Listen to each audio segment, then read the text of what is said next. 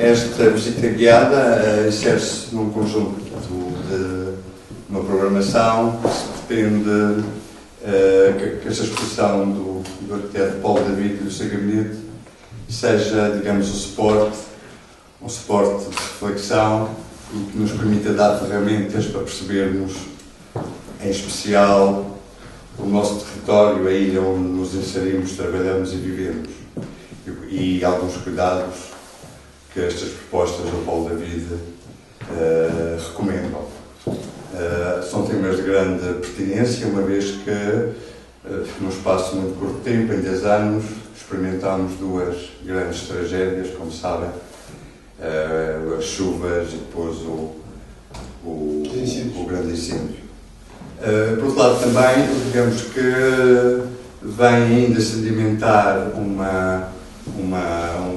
tipo de trabalho que a Porta vem desenvolvendo, na medida que chama os artistas, todos os artistas que expuseram na Porta 33 nestes 30 anos viveram cá, muitos deles habitaram esta casa e em alguns deles refletiu-se algumas realidades da nossa ilha. Obviamente que para muitos, dentro de disciplinas tradicionais como a pintura e o desenho, foi, obviamente, a nossa paisagem, como sabem, tem as qualidades celebradas, mas outros também enveredaram para outro tipo de situações mais ligadas às técnicas do nosso povo, entrando assim por questões, por exemplo, do vime ou do bordado. O vime, estou-me a lembrar, por exemplo, da Susana Solano e do bordado com a Ana Milton. No fundo, quer dizer, e depois este pensamento estruturado resultante de muitos anos de trabalho e pesquisa do Paulo David permitiu, e tem vindo a permitir, criar como um documento, digamos, científico, técnico, para além das qualidades artísticas, mas um documento profundo, realista, fecundo, porque o Paulo, ao longo da sua atividade, tem sabido também convocar outros saberes, não é? Para descodificar o seu próprio trabalho. E tem-nos permitido também, nestes últimos tempos, através da ajuda do Paulo David, dar ou mostrar aos artistas que nos visitam uma madeira mais consistente a esse nível, mais profunda, mais bem estudada. É isto que eu quero dizer. E, portanto, quero agradecer aos 3 arquitetos que também, na sua atividade, cruzaram-se com o Paulo David, também colaboraram com ele. Ana Pedro Ferreira, o José Gustavo Freitas e o Pedro, desculpa, Pedro Maria Ribeiro, desculpa, Pedro. Não é fácil. Não, eu empurro, dá-me muitos lápis, mas empurro, dá-me mesmo lápis. Eu tenho muitas dificuldades, peço imensa desculpa por isso, e especialmente ao Pedro. E, portanto, vamos fazer uma visita informal, ainda aqui, no final de dezembro, tivemos uma visita também por um outro arquiteto, o Filipe Taboada, pronto, lá estás a ver, não esqueci do nome, e curiosamente para a semana vamos ter uma outra visita guiada, uma pessoa muito conhecida, devido ao pensamento crítico que vem estabelecendo na área da arquitetura, e reconhecida de mérito, teve uns grandes prémios de crítica, que é a Ana Vaz Milheiro. Essa é uma organização que nós saudamos com muito interesse, porque é organizada pela Ordem dos Arquitetos daqui da ilha e vai-nos proporcionar esta visita guiada, portanto, sábado 2 a 8, não é? Às 6 da tarde. Dia 26. É 2 a 8, exatamente. Agora, passo a palavra a vocês e muito obrigado pela vossa presença. Obrigado. Eu queria dar uma pequena nota, antes dos nossos convidados poderem ensaiar a sua visita.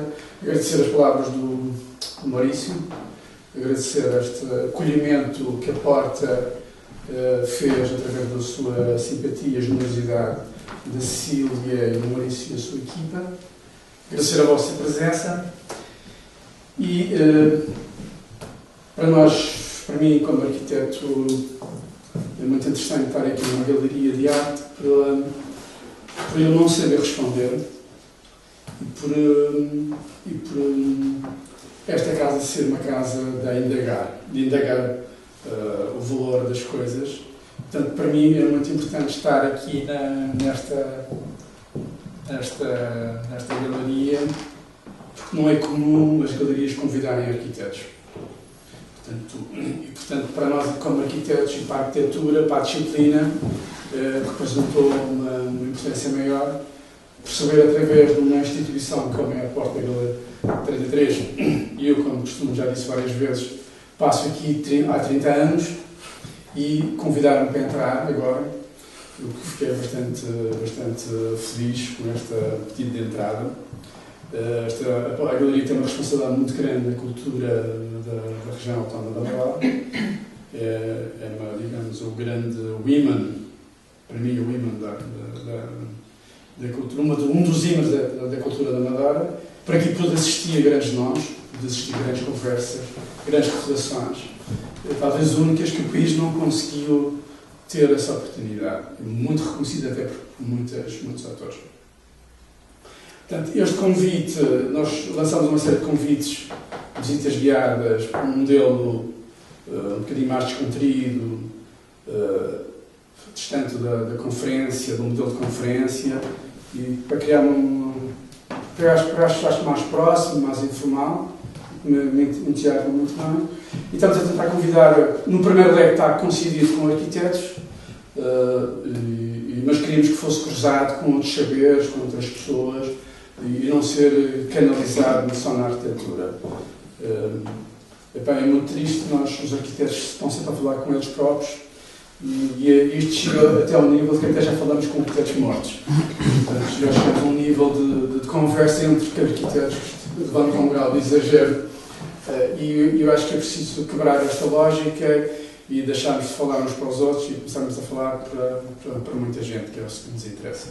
E especialmente com outros saberes. E é um pouco o que nós queremos fazer no nosso trabalho. O meu trabalho é acompanhado por fotógrafos, por filósofos, por poetas, por escritores.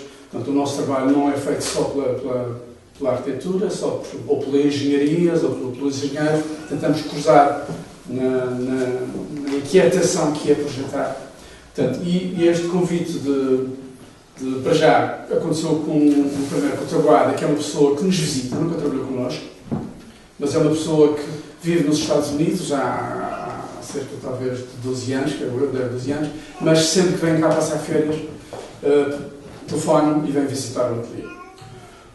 Estes arquitetos que estão aqui presentes, nós temos questão de sempre trazer pessoas, não instituições, não queremos instituições, não queremos registros de equipas, queremos pessoas, e eu sou um bocadinho culpado da vinda deles para a Madeira, e hoje, por intuição, que a arquitetura também é feita por intuição, embora muitos arquitetos não queiram reconhecer, há muita intuição na arquitetura. Fui à minha biblioteca, retirei um livro, entendi que podia reescrever esta importância de uma profissão poética que é a arquitetura.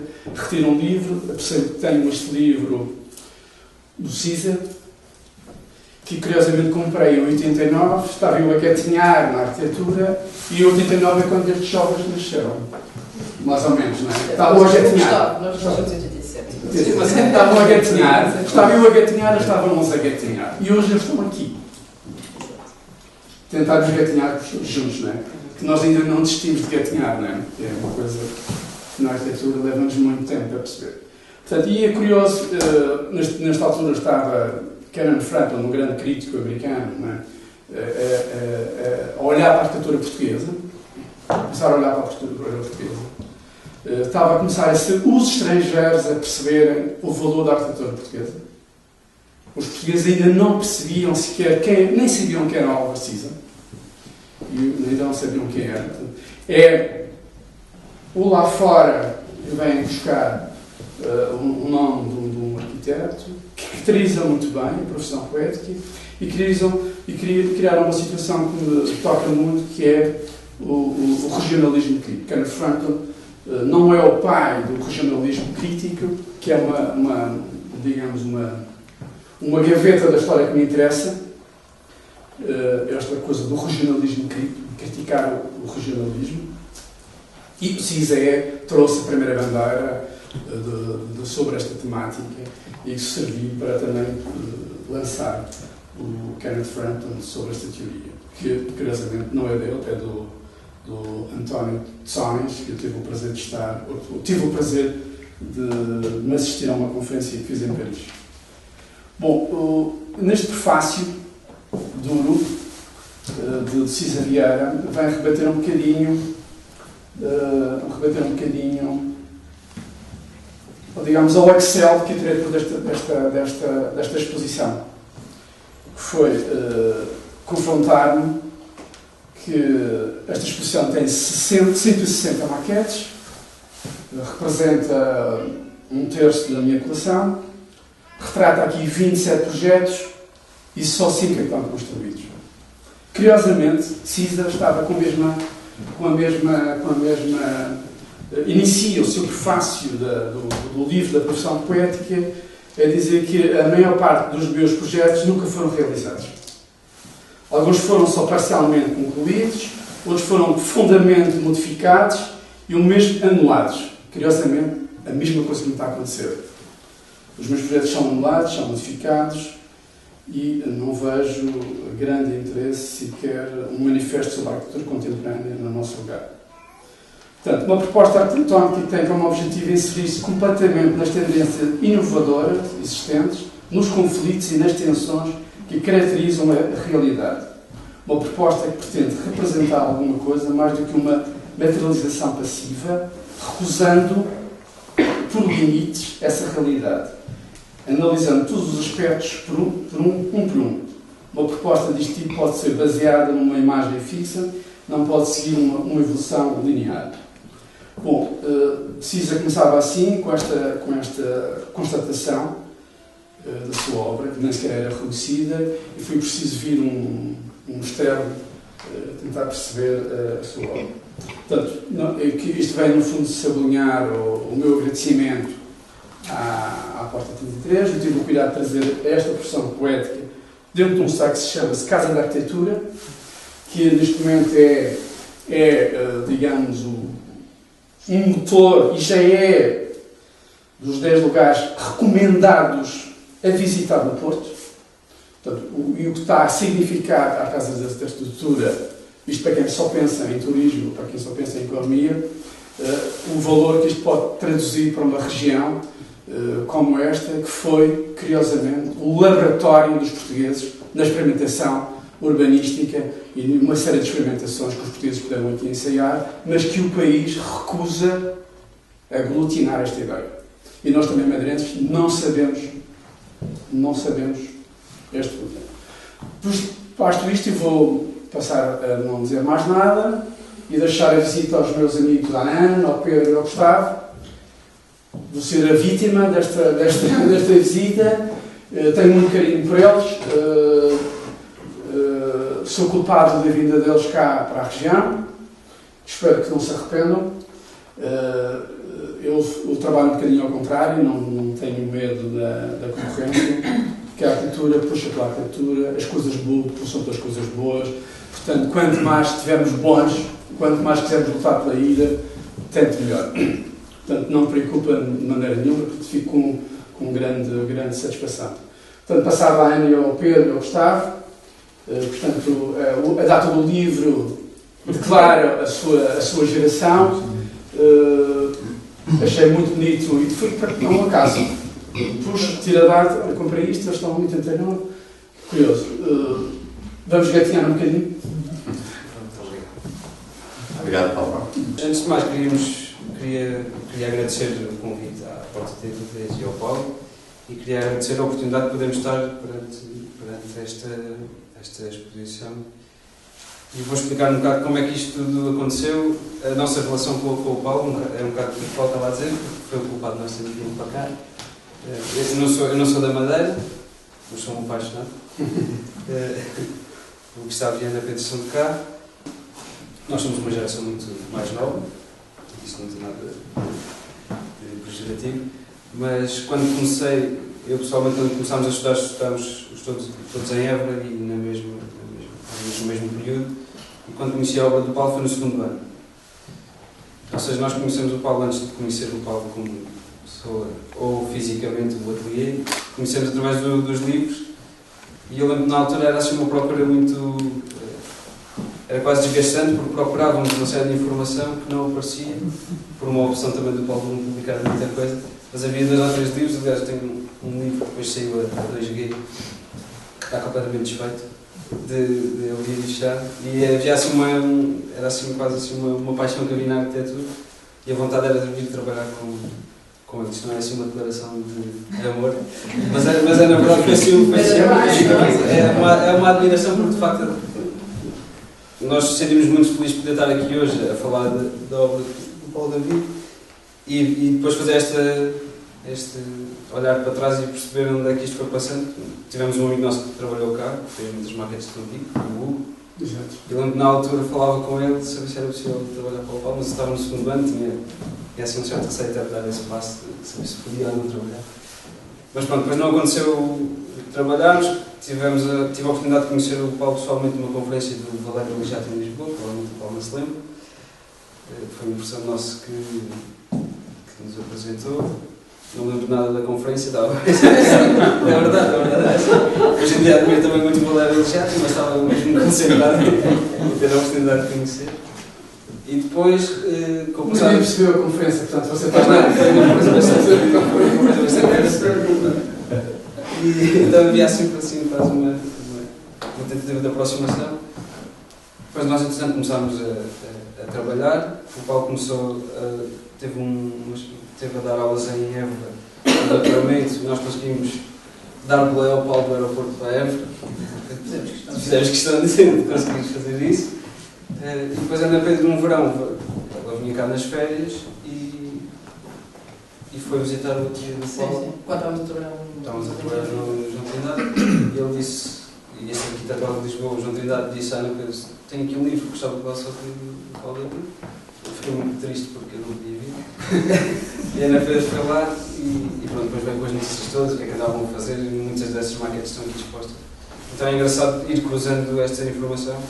Portanto, o Gustavo estava um ano anterior a nós, e era da Madeira e partilhava da mesma relação com a obra, com a pessoa que eu conhecia.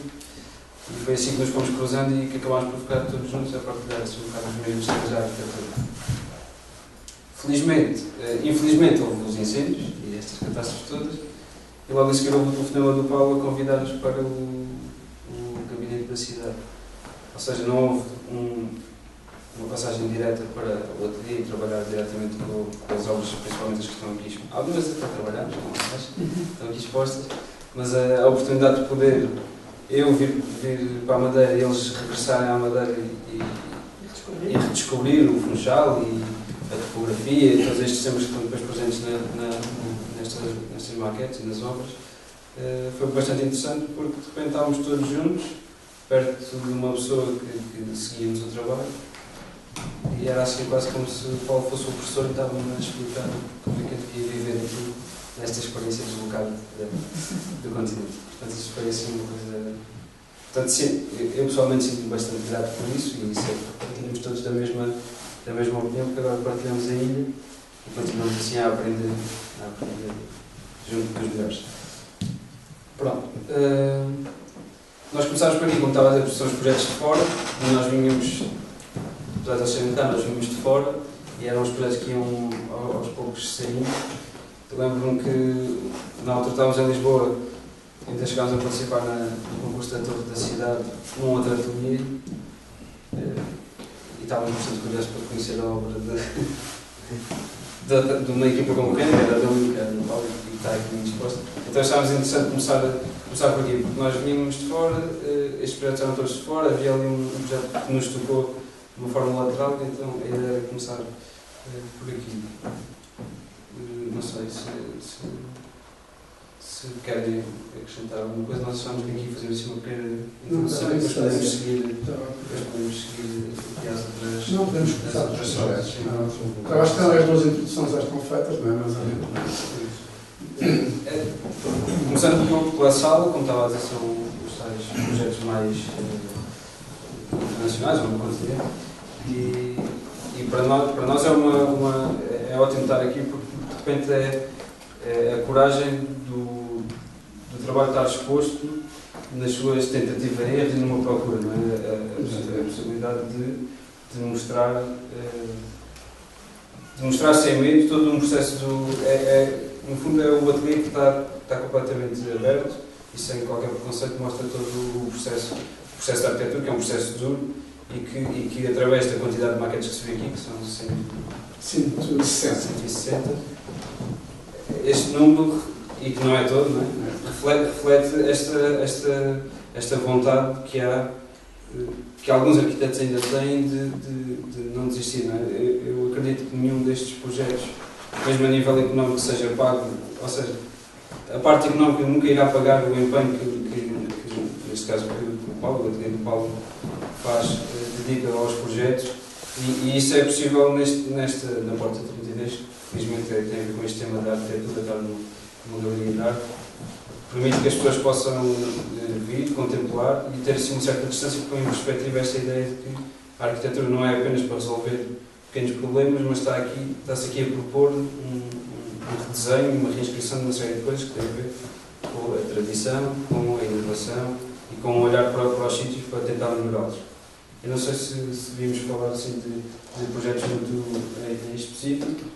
Uma coisa que é interessante é que, olhando para eles, dá para perceber que temos 3 maquetes que são do mesmo projeto, portanto há esta ideia da existência e da procura e do acerto, não é? Uma série de testes que contribuem muito para o trabalho da arquitetura e que às vezes a própria encomenda não percebe. Não é? Eu acho que há uma sensação às vezes nos arquitetos em geral que têm quase as maquetes são como uma série de brinquedos ou objetos para nós arquitetos, mas na verdade são ferramentas de trabalho, mas às vezes sentimos quase que é um capricho em relação ao cliente, porque o cliente muitas vezes nem quer a maquete, como eu disse, encareça o processo, mas na verdade as maquetes são mais fruto do suor e do trabalho da arquitetura e neste caso o Paulo se propõe a fazer isto. Há um esforço físico inerente, mais do que o que está a ser solicitado. E isso é o que faz com que os projetos depois deem um salto qualitativo muito grande. E esta sala é reflexo disso, não é? Há um projeto que eu penso que seja para a Suíça ou a Alemanha, não é? Isto é para a Alemanha. Em que mostra uma série de iniciativas, uma série de falhanços, mas falhanços que não têm a ver, às vezes tem a ver com esta ideia de dar 2 passos atrás, depois dar um passo para trás para dar 2 para a frente. Mas é interessante ver este processo mais físico, que tem a ver com o acompanhamento de um desenho, uma procura de um desenho que também caracteriza muito a obra do Paulo David, e que de repente é materializado em maquetes que não são tão visíveis, não é tão fácil assim ter este contacto direto com os maquetes. E se calhar é uma exposição, nós já discutimos isso várias vezes, é uma exposição que nós ficamos bastante contentes por poder estar presente nela, mas é uma exposição que iria deliciar qualquer estudante de arquitetura. Falo comigo porque procurava bastante e não encontrava nada. Exatamente. E de repente agora estou aqui a ver uma Mas é muito importante o que o Pedro está aqui a dizer, porque realmente os arquitetos, quando se apresentam-se muito como trabalho final e nunca se apresentam, digamos, no back-office do processo e, portanto, criar aqui uma ilusão da encomenda, que a arquitetura é fácil, que nós fazemos isto sem qualquer tipo de sofrimento, sem qualquer tipo de transpiração, e há uma inquietação muito grande no ato de projetar, não é? E estamos sempre tentei traduzir outra vez nesta conversa, que é agora que eu vou falhar. Isto está-nos sempre a acontecer, não é? É agora que eu não vou conseguir fazer. Portanto, há uma aflição muito grande, porque por um edifício no ar não é assim tão... não é um copy-paste de imagens. Ao contrário do que eu está a tentar hoje vender, que é a arquitetura é assim, yes you can, não é? E não é bem verdade. Não é? Nem sempre conseguimos fazer, nem sempre conseguimos chegar lá, e há um trabalho de grandes dificuldades, de grande percurso de repetição, de inquietação e de falhar, não é? Portanto, e esta exposição procura, o Pedro disse aqui muito bem, denunciar sem rodeios, sem filtros, como se costuma dizer agora, mostrar este trabalho de hesitação, mostrar mais um processo e por isso que a arquitetura tem um processo de trabalho. Antes de chegarmos a uma imagem muito concertante e antes de percebermos o que é que pode ser o habitar disto. Não nos interessa realmente esta arquitetura que responde a essa imagem muito repentina e muito, digamos, aleatória, e por isso trabalhamos muito nesta condição da abstração, porque o que queremos é encontrar a maneira como toca, o edifício como toca no terreno, como é que toca, como é que vai realmente influenciar a vida das pessoas, como é que elas podem dançar dentro destes espaços, não é? A sua vida, não é? E pensar, ir para além de uma série de coisas, de imagens que podem entrar rapidamente, fascinantemente nos olhos, mas depois não consertam uma vida melhor. Não consertam uma vida melhor. Portanto, e há um trabalho de trás, que é o que estava aqui o Pedro a dizer, este trabalho de transcrição, não é? Que é preciso fazer, não é? A minha vivência com a arquitetura é sempre no sentido de um lado abstrato e vivencial. Por um lado abstrato e por um lado vivencial. E, portanto, quando olho para as maquetes do David, do Paulo David, fico sempre apaixonada meramente pelas formas. Portanto, há duas componentes que me importam particularmente, que é o corpo da forma e a textura da forma. E depois eu tenho imensa dificuldade em entender como é que vocês vão depois resolver isso na prática, ou seja, quando vão buscar a pedra e a madeira e o mármore. Portanto, isso já é um problema que me transcende e, portanto, que eu seria incapaz de realizar, porque essa não é a minha formação técnica. E portanto, há assim uma certa sedução, portanto, eu fico perfeitamente seduzida, e era isso às vezes que mostrava aos meus alunos do secundário. Era sempre uma peça para a qual eu tinha uma certa sedução, muitas vezes inexplicavelmente, porque também estas coisas não têm sempre uma explicação, quer dizer, muitas vezes temos um afeto muito grande por uma determinada forma, muitas vezes não compreendemos bem porquê. A questão dos amores e das paixões tem estas coisas inexplicáveis. Portanto, quando eu entro aqui e vejo as peças do Paulo David, primeiro faço a leitura da forma e da textura. Portanto, quando olho para aquelas duas peças de fundo, elas são verdadeiramente apaixonantes e sedutoras porque elas são relativas ao facto, como é também uma relação com a própria pele. Se me perguntaste se sou capaz de imaginar qual seria o material, eventualmente poderei chegar quase um pouco lá, mas depois, perante a própria realidade da peça executada, se calhar vou ter outro tipo de percepção, e se calhar até posso ser crítica, se calhar até posso gostar mais ou gostar menos. Mas a verdade é que, por exemplo, aquelas duas maquetes são verdadeiramente impressionantes, porque a provocação para a apelação ao tacto é verdadeiramente extraordinária. Claro que ali temos outro jogo, que é, portanto, o facto do material ser todo branco, e há aqui um jogo de sombras que são extremamente sedutoras, há uma visão, mas eu fico apaixonada realmente pelas formas. Agora, não me peças para falar da arquitetura, porque essa já é outro mundo. Quer dizer, eu tenho mais falar muito da arquitetura, queríamos falar é mais a plasticidade das próprias peças. Que elas... Não, mas é bonito isso, é muito bonito e é muito interessante essa tua atração pela forma e a forma. Começar-te a perguntar que textura é que vai ser, não é? A luz, a questão da luz. Como é que é a luz e como é que é a sombra, como é que é esta coisa toda. Agora, nós interessamos imenso isso. Aliás, este percurso das maquetes é exatamente para isso. É perceber que sombra que estes edifícios convocam.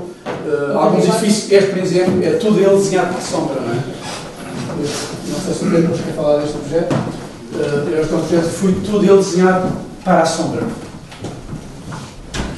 Isto é em Torres Vedras, em Santa Cruz, é numa praia intensa, rude, de uma rudeza incrível, mas de uma beleza extrema, e tudo ali, naquela linha de costa, é a rudeza e percebe-se esta questão do nosso país, de viver nos limites, e o que é que este limite convoca, da grande intensidade que ele tem e do que é estar numa frente de mar. E realmente o grau de vento que ele tem, portanto, ele é muito pensado neste sentido, como é que um vento pode desenhar um edifício e como o déficit de sombra naquele lugar, como o edifício teve que responder a este déficit de sombra. Aquele lá não dá uma árvore, não cresce uma árvore, não cresce nada, portanto a rudeza é de tal ordem, portanto o edifício teve que responder para além da razão programática, que é-nos dado sempre pelo dono de obra. Nós isso não sabemos, não é? Eu gosto sempre de dizer, eu sou o único que não sei fazer uma casa. Quem sabe fazer a casa é o dono. Nós somos os únicos que não sabemos fazer a casa, mas que estamos nesta tentativa de responder a fazer a casa. Que é a melhor pessoa para fazer a casa quem quer ir lá viver, não é? Só que eu tenho que me meter dentro da pele para perceber. E este edifício tende a traduzir uma vontade daquele lugar, não é? É por isso que nos interessa esta leitura de uma topografia, a leitura do lugar, que é uma coisa que está a ficar fora. Parece que está a ficar fora. Moda? Parece que está a ficar fora de moda. Mas é curioso. Esta semana telefonou um professor, o João Rodeia, que foi presidente do Património em Portugal, que foi convidado para ir à Alemanha para explicar porque é que os portugueses, quando falam de arquitetura, falam dos lugares. Eles não percebem. E querem perceber porque é que os arquitetos portugueses são os únicos, curiosamente, que falam dos lugares. E eles não percebem, querem perceber isto porque é que os portugueses... Nós porque é que temos esta relação com o território. O que é muito bonito, haver esta equação, não é? E, portanto, nós cedemos imagens para essa conversa. Portanto, e este tenta traduzir isto, tenta traduzir esta leitura do lugar, e que foi muito ajudado por um extraordinário Presidente da Câmara, que nos deu, que era que hoje é Secretário de Estado, mas tinha uma relação muito forte com o seu lugar, com o seu território e com a arquitetura. Aliás, era uma pessoa especial que veio cá a inaugurações de exposições. Estava muito atento a determinados fenómenos, era uma pessoa muito atenta. Portanto, se tornou muito divertido fazer este projeto com ela. Eu agora já não está diretamente, e espero que... Mas é feito... É uma forma que procura responder a uma sombra. Aliás, ele está tudo em sombra do edifício. Procura, aqui quase que se consegue imaginar através deste jogo de luz fantástico. Esta casa? Esta câmara? Esta casa existe? Isto não é uma casa, é um edifício público, é um centro cívico e está entregue, está aprovado, estamos à espera de financiamento para construir. Portanto, Torres Vedras. Em Santa Cruz. Porque eu tenho aprendido muito com Torres Vedras, com aquela gente da Câmara, são muito cuidadosos do lugar e têm tido experiências, é um sítio a visitar. Torres Vedras tem-nos dado lições incríveis da forma como, o carinho como tem o centro histórico, com as atividades. Aliás, fui nomeado a cidade do vinho da Europa este ano. Portanto, e a maneira como eles cultivam todo esse pequeno detalhe. Portanto, não sei se o Pedro quer lá. Houve aqui três temas bastante interessantes. Eu acho que a Rita tocou aqui nos temas muito tem a ver com essa questão, com a questão das formas e das formas abstratas, da materialidade, da textura e da luz. É bastante interessante em todo este processo. Estávamos aqui a falar das maquetes e das tentativas, e mesmo olhando de facto para estes casos, apesar de serem projetos representados a branco, como estava a dizer, mas depois há um cuidado muito interessante. Eu acho que estas obras todas que estão aqui são projetos que não têm medo de lidar com a forma, mas também não é o foco principal da sua forma, mas sim a leitura e são um bocado de uma espécie, acho que até se falou isso na inauguração, são umas espécies que tentam completar paisagens e lugares. E no fundo é bastante interessante, quando há um processo tão íntimo entre uma procura de completar um lugar e uma procura e uma tentativa de chegar a uma forma que cumpra essa função, de repente os projetos começam a ganhar uma maturidade e uma espécie de autonomia. E quando se olha para este projeto, ou para estes três maquetes, independentemente de serem representados a branco, há um cuidado de representar quase uma continuação da paisagem, não é? A própria casa é feita nesta continuidade de peças verticais, portanto posto alto, na continuidade das peças, e é como se o desenho da paisagem fosse dando corpo a esta forma, e de repente pode-se adivinhar quase a materialidade daquilo. Exatamente. Pode ser pedra, pode ser metal, mas é assim é uma um vício continuação. que tenho. Sim. É a leitura plástica e primeiras formas. E é Aliás, como fui utilizadora de determinados espaços, por exemplo, tenho imensa dificuldade em perceber como é que o arquiteto fez aquele espaço, particularmente se esse espaço me sentir bem, enquanto utilizador. Porque muitas vezes o que nós temos, isso acontece muito, por exemplo, no design de equipamento, muitas vezes nós dizemos assim, esta cadeira não é confortável, portanto, e esquecemos que muitas vezes ela é muito mais ergonómica do que aquela que nós estamos a pensar. Simplesmente nós, como utilizadores, não sabemos utilizá-la. Bom, acontece muitas vezes em relação à própria leitura do espaço. Enquanto leitores e vivenciadores do próprio espaço, às vezes temos esta dificuldade de interagir com o espaço. E quando sentimos-nos bem, muitas vezes não sequer pensamos ou não refletimos sobre a concepção daquele espaço ou que esteve por detrás daquela questão da transpiração, do sofrimento, que eu acho que não é só físico, é também emocional e intelectual, como é lógico. E há realmente um processo de utilização e de fruição desse espaço que implica essa leitura. Claro, quando eu estou perante as maquetes, eu fico perdidamente apaixonada pela plasticidade delas. Quer dizer, eu normalmente tenho até alguma dificuldade em perceber que aqui será um edifício, será um corpo volumétrico onde o homem irá habitar, viver, trabalhar. Portanto, essa é a minha relação entre a maquete e esse espaço. Tenho alguma dificuldade de fazer esse processo, portanto fico a olhar para a maquete sempre com aquela questão da própria plasticidade. Evidentemente, porque tenho a consciência que esse será um objeto a uma escala humana e particularmente que terá tal relação com o espaço para o qual foi pensado e portanto projetado, e que essa paixão torna-se portanto mais vincada, não é? Eu se calhar devo explicar um bocadinho aqueles projetos, eu já queria uma atração vossa. Mas antes disso vou fazer uma pequena nota, que a Rita disse aqui uma coisa que eu gosto bastante, que foi sentir-se bem. Geralmente há sempre uma pergunta que nos fazem, que é uma pergunta aflitiva, que é o que é para si a arquitetura? É sempre uma pergunta muito difícil. Eu tenho uma de bolso, felizmente tenho uma de bolso, que é uma de um professor, que é o Fernando Távora, toda a gente conhece, uma figura central na arquitetura portuguesa, foi o pai dos arquitetos portugueses no Porto, digamos. E diz assim uma coisa, a arquitetura é onde eu me sinto bem. E realmente é isso que nos interessa. É eu poder fazer um espaço qualquer menos restrito possível em que você possa se sentir bem. E isso é o que me interessa fazer. Mas você pode sair dessa casa e ver outro cliente e o cliente sentir-se novamente bem nessa casa. Isso é o que nós procuramos na arquitetura, é que qualquer um se possa sentir bem e que elas, para mim, sustentabilidade, ao contrário do que possa dizer, não é por painéis solares, é um edifício que responde no tempo às vontades do homem.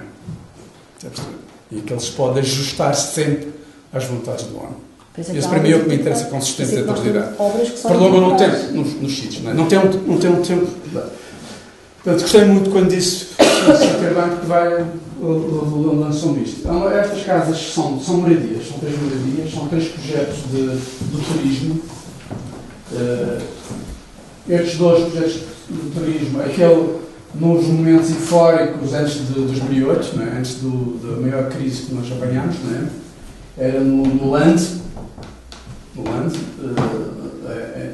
Alentejo, perto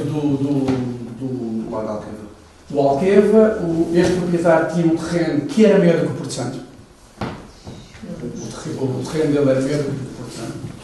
Era uma coisa gigantesca, marcavas assim um círculo na propriedade, era muito interessante. E, portanto, apanhámos o 2008 e ninguém se safou, toda a gente, todos nós falimos, não é? E era uma proposta de vinho, era já quando o país estava a começar a perceber que tinha que vender o seu lugar. E era quem comprava uma casa, comprava uma casta de vinho. Isto representa o vinho, não é? Representa o vinho, e isto é uma casa que é uma casa muro habitado, e o cliente deles logo facilitou-nos a vida, que disse: eu quero a minha casa em pedra e em xisto. Para nós foi extremamente fácil e acabou, o que nos dirigiu a fazer uma casa muito. Este aqui, vocês estão a ver o Alqueva, o terreno era muito bonito, mesmo muito bonito.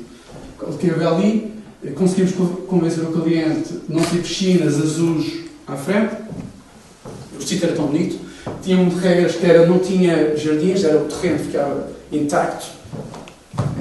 E era a partir de uma minha viagem sobre o Alentejo, e como madeirense nós estamos habituados a trabalhar no declive, na verticalidade, torna para nós um tema, a verticalidade, o abissal, assim, e torna-nos um exercício fácil. Quando nós chegamos ao Alentejo, agora arquiteto, faço aqui uma casa, eu vim extremamente atrapalhado, porque não sabia trabalhar em plano. Faltava muita coisa, não é? Foi uma grande... Parece fácil, mas eu estava viciado na verticalidade. Olha, estes projetos são todos no Alentejo. Estes são dos projetos, aquele caído na crise, este é um bocadinho também, mas ainda seguiu. Este é herdade do Barrocal, e que eu aconselho, quem puder fazer uma experiência de turismo, talvez seja uma das melhores que nós temos em Portugal. É herdade do Barrocal, que é da família Uva, que tem um edifício, um monte, que é um dos primeiros montes do Alentejo. Portanto, o primeiro monte, se for do Alentejo, é uma espécie de grande unidade que vivia autonomamente. As pessoas saíam uma vez por ano deste monte, que era tão autossustentável. Portanto, era um terreno que vocês, para ver, para as abelhas tem 9 hectares, para os cães de caça tem 10 hectares, para os cavalos tem não sei quantos hectares. É propriedade mesmo muito grande. E foi-nos proposto, fui convidado 5 arquitetos, e cada dos 5 arquitetos podiam fazer 2 casas, para depois encontrar compradores. Portanto, eles acabaram por fazer só a herdade, recuperar a herdade. É um trabalho do arquiteto Souto Moura, um trabalho belíssimo.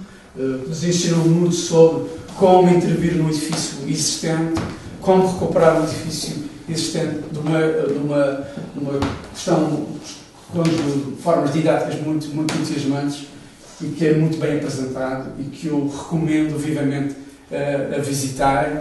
Então, que há um ponto de contacto connosco, que quem fez os interiores desse edifício é a mulher do proprietário, que é uma Ana Ori, e a Ana Ori é a neta do Hotel Porto Santo, que foi feito pela Ana Ori. Há aqui uma relação cabeleireira muito bonita, e que é o Hotel do Porto Santo, muitos madeirenses não sabem, mas foi a primeira obra portuguesa a ser publicitada internacionalmente. Eu digo o primeiro,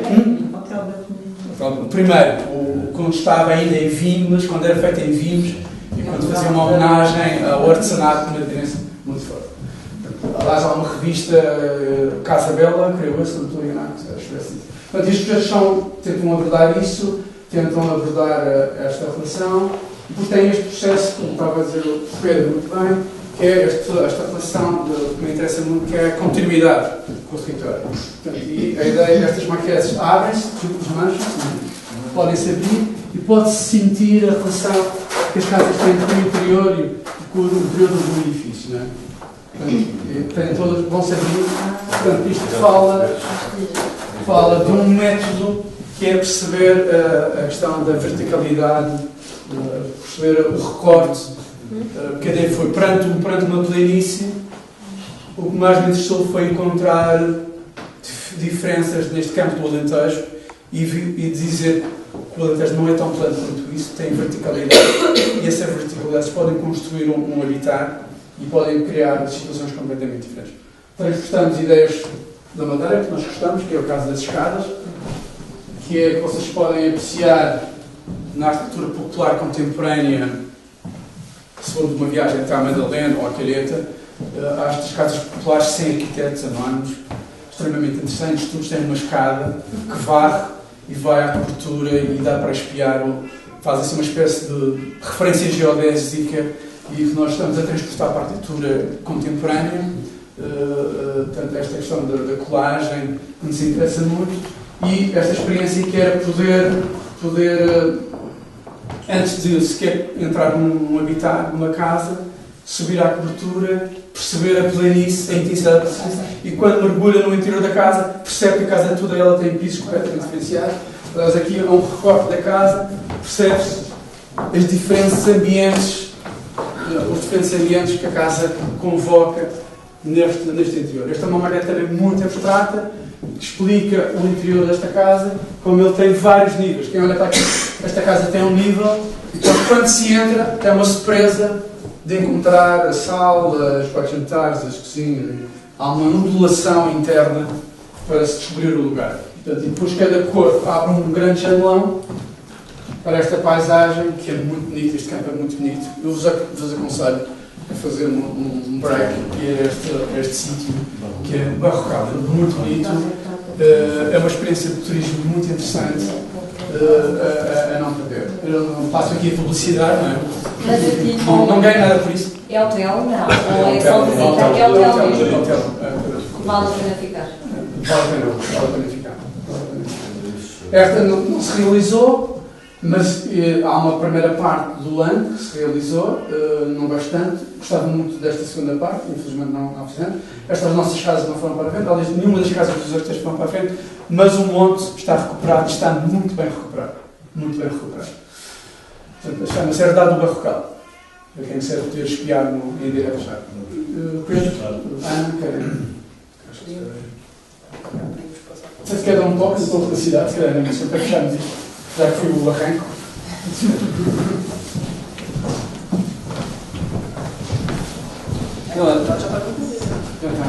Sim, na verdade, a Torre da Cidade, isto, como disse logo ao início, foi um concurso feito por uma entidade privada, um investidor em Lisboa, que convidou uma série de arquitetos, foram 5 equipas, para desenvolver uma torre, mesmo no centro da cidade de Lisboa, e de facto este concurso foi bastante importante, até mesmo para o contexto da arquitetura, especialmente em Lisboa, na altura, porque era a arquitetura tem vindo a sofrer bastante com a crise, com uma série de obras a parar, uma série de empresas construtoras a falir, e de repente havia uma empresa bastante interessada em colocar uma nova peça na cidade de Lisboa, e uma peça pensada, e então selecionou criteriosamente 5 equipas de arquitetura, uma delas o Paulo David, outra foi o João Favila, o João Trindade, Telmo Cruz, os Barbini, que penso que depois acabaram por não entregar.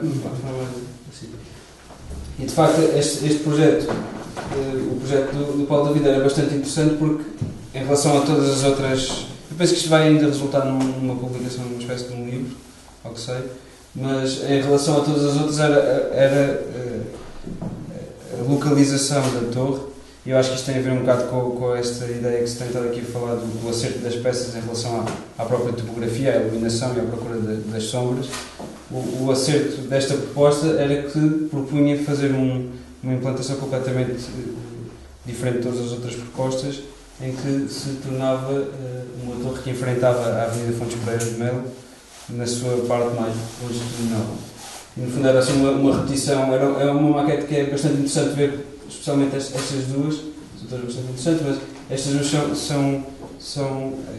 é interessante olhar para elas porque se percebe que é assim uma espécie de um esqueleto que não tem o vidro, não tem, pois há aqui uma série de apontamentos dos seus ambientes interiores, mas não tem o vidro, não tem a estrutura, mas tem assim uma espécie de casca que vive como ruína, não é? E isto tem um bocado a ver com um projeto de certeza que vamos ver lá em baixo, que é a Casa das Musas, e que se falou aqui na inauguração, que é um edifício, a possibilidade dos edifícios poderem, despidos de todos estes confortos, de painéis solares, dos vidros, tudo, poderem viver como ruínas e só por si terem o seu próprio valor como peças abstratas, interessantes de olhar. E este projeto é bastante interessante nesse sentido, que é uma espécie de... Ainda não está construído, este infelizmente não vai ser construído, agora está construído lá uma torre da equipa vencedora, mas não está construído, mas já quase em ruína se percebe que é uma peça forte. E é bastante interessante, no conjunto dos arquitetos que foram convidados para participar no concurso, de repente o Paulo era a única equipa fora de Lisboa mesmo. Não havia ninguém do Porto, eram todos de Lisboa e a equipa do Paulo foi convidada.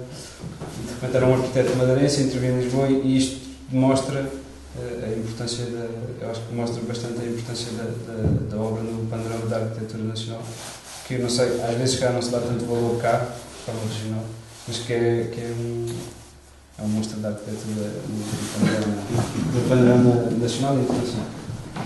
E pronto, a nossa relação com este projeto, especialmente a minha ideia na Pedro, foi de uma equipa que estava a concorrer contra o Paulo David e que estava cheio de medo do que é que ia sair de lá. E o concurso eu penso que foi em 2015, não? 14, talvez. Acho que antes, acho que é 2012. 12, talvez. 12. E foi um projeto que nós só tivemos a oportunidade de ver quando viemos para cá para a Madame. E o Paulo abriu as portas do outro dia. Foi bastante interessante. Acho que daqui podíamos passar aqui às outras salas, não sei se o Paulo quer dizer alguma coisa sobre isso. Sim, só não, chega, para as pessoas perceberem onde é que estamos. Fomos do Admiral, aqui é o Sheraton e aqui o Imavis, não é? Imavis, não é? E mais uma vez o que nos interessou foi desenhar, aqui não desenhamos a sombra, quisemos desenhar o bar. E achámos que esta avenida foi uma avenida muito bonita, um grande traçado interessantíssimo, mas foi pouco a pouco desfalecendo, perdendo o seu plano marginal, mas quando perde todo aquele edificado muito bonito do cientista, passa a ter edifícios contemporâneos, nos anos 60, começa a ter algumas intervenções, e quando crescem e afastam-se dos seus limites, do seu plano marginal original.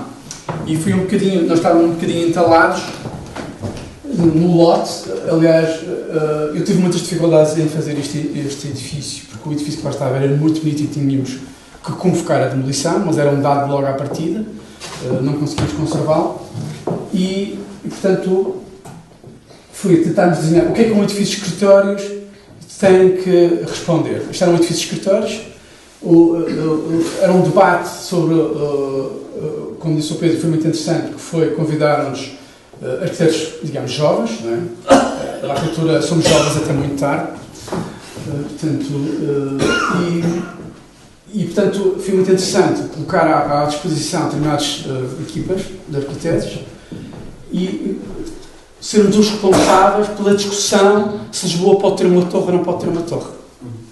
Era o grande tema. E Lisboa realmente vem atrasando este debate há anos, se pode ter uma torre, se não pode ter uma torre, e este era o desafio que se colocava neste sítio.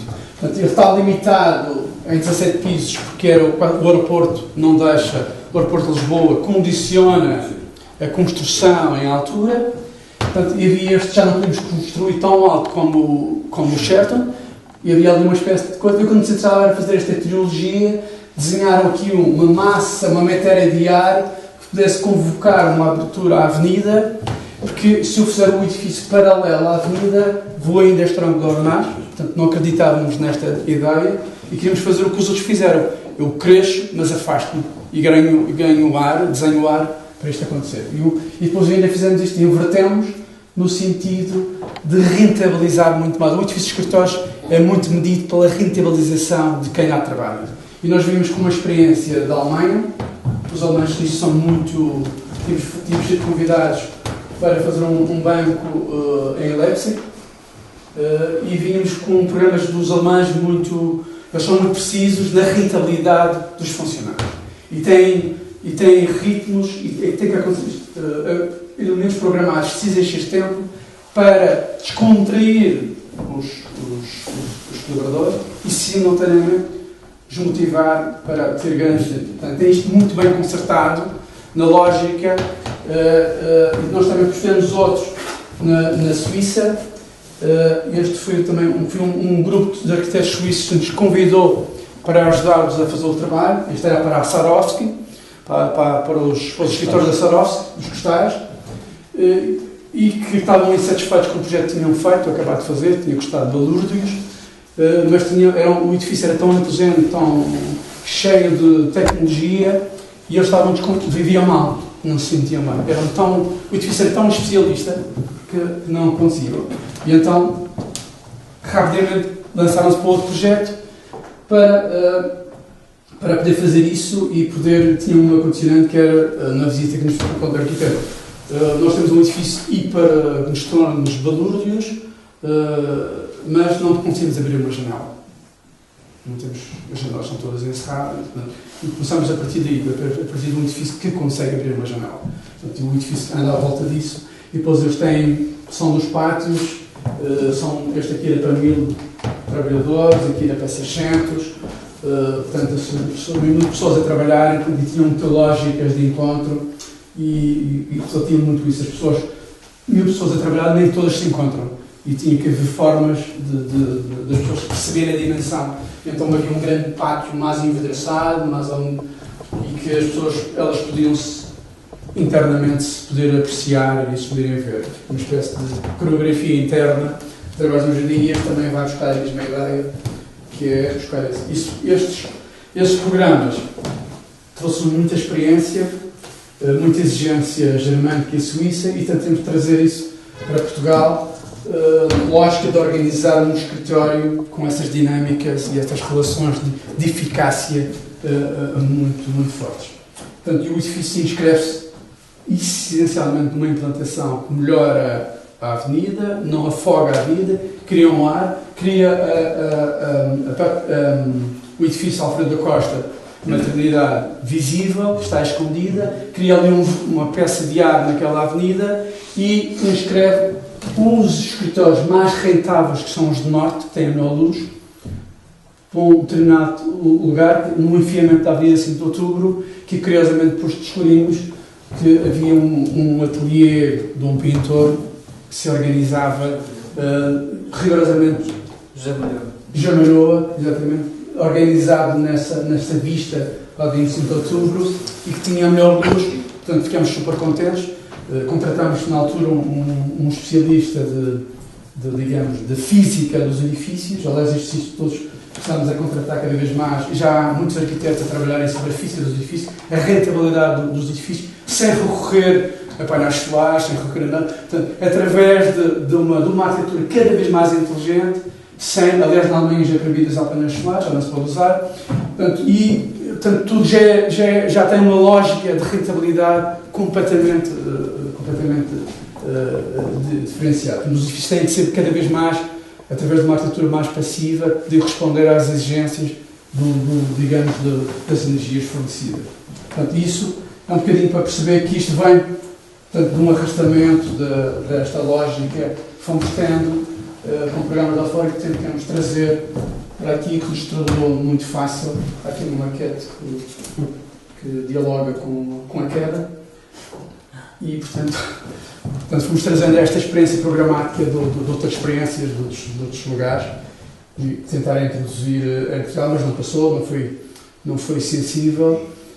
E ao fim o concurso foi em 2012, numa última entrevista no público, descobrimos que o júri considerava afinal esta a melhor proposta e falou da dificuldade que é em Portugal às vezes fazer passar as melhores propostas. Portanto, ficou este prémio consolo. Deixa-me perguntar uma coisa, Paulo. Atrás daquela geometria há uma casa que é uma casa museu, não é? É, não, já melhorou. Porque essa casa mantém-se lá. Mantém-se. É essa que foi o que nós percebemos, pois todo o ateliê do Jamaroa estava organizado numa exposição solar, uma lógica de a melhor luz possível, e o nosso edifício organiza-se tudo nessa lógica para quem vai lá trabalhar ter a melhor luz possível e simultaneamente diminuir a pena que apanha a luz de Lisboa, que ainda é forte e é pujante e penaliza muito o edifício, portanto, e criar a fachada, uma fachada que seria, para responder dentro das exigências técnicas, seria uma fachada muito cara. Nós diminuímos essa fachada e aumentamos a rentabilidade do edifício mais caro, que é o edifício de Cruz do Norte, que é onde se trabalha melhor, não é? Portanto, e que tem uma luz mais filtrada, que entra docilmente, que não mata o espaço. Portanto, a ideia era de criar um escritório o mais rentável possível. E o mais caro para quem vai vender, logicamente. Podemos seguir.